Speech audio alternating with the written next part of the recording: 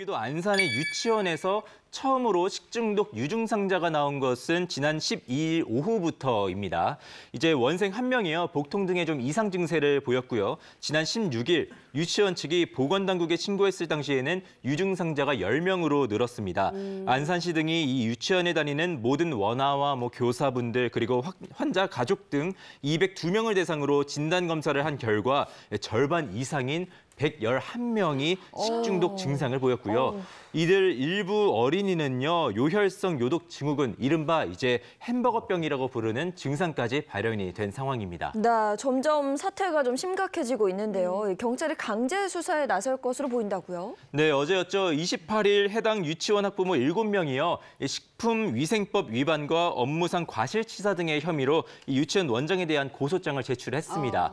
이들은요, 사고의 원인을 철저히 규명해 줄 것과 함께 유치원이 급식 보존식을 일부 보관하지 않은 것에 대해서 혹시나 이 증거를 인멸한 것은 아닌지 여기에 대해서 조사해 달라고 했습니다. 네, 그 보존식의 일부를 보관하지 않았다 이 얘기인데 보존식이라는 게 정확히 어떤 거예요? 네, 보존식은요, 이 식중독 발생 등에 대비를 해서요, 이런 시설에서 의무적으로 음식 재료를 144시간 동안 보관하는 것을 말을 하고 있는데요.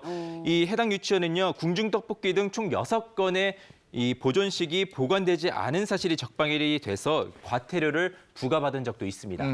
지금 이 식중독 사고 원인이 아직 밝혀지지 않은 상태잖아요. 그럼 이건 보관되지 않은 보존식이 원인이 될 수도 있겠네요. 네, 맞습니다. 이 보건당국은요, 이 급식에 사용하고 제대로 보관하지 않은 이 보존식 6건이요, 식중독의 원인이 될 가능성이 높다고 보고 있습니다. 현재 이 부분에 대해서는 조사는 현실적으로는 불가능한 상황입니다.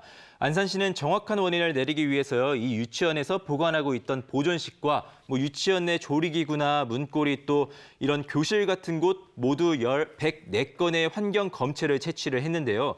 여기서 전부 대장균이 검출되지는 않았습니다. 따라서 이제는 유치원의 교육 과정까지 모두 조사하고 있는 상황입니다. 예, 유치원 원장은 어떤 입장입니까? 네, 해당 유치원 원장은요, 지난 27일이죠. 학부모분들에게 경위보고 및 사죄문이란 장문의 문자 메시지를 보냈습니다. 이 원장은 여기서 급식의 경우에는 보존식으로 보관을 했지만 저의 부지로 방과 후에 제공되는 간식의 경우에는 보존식으로 보관하지 못했다고 밝혔고요. 간식도 보존식으로 보관해야 된다는 점을 제대로 알지 못했기 때문이라고 해명을 한 상황입니다. 그는 또 이번 상황에 대해서 책임을 설립자이자 또 원장으로서 통감을 하고 있고 이 점에 대해서는 분명히 자신이 책임을 지겠다고 사과하기도 했습니다. 아니 근데 햄버거병 증세 보이는 아이들 때문에 걱정이 크다고 그러는데 일부 아이들은 투석까지 받는다면서요. 네, 투석 치료를 받고 있는 아이들 중 이제 한 명인 5살 A군은요, 39도의 고열 그리고 심한 복통을 호소하다가 결국 병원에 입원을 했습니다. 하루에도 수십 번씩 구토를 하고 대변에 의해서 소변까지도 피가 섞여 나왔다고 하는데 A군은 췌장을 거쳐서 신장까지 바이러스가 퍼졌고요. 급기야 투석 치료까지 받게 됐습니다.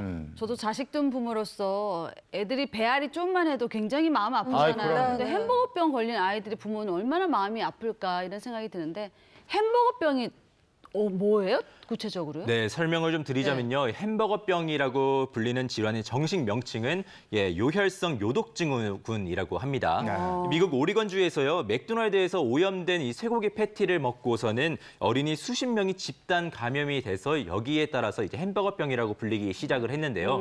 이제 햄버거병은 고기뿐만이 아니라 야채나 우유, 물 등 각종 이제 다양한 요인으로 감염이 될 수 있습니다.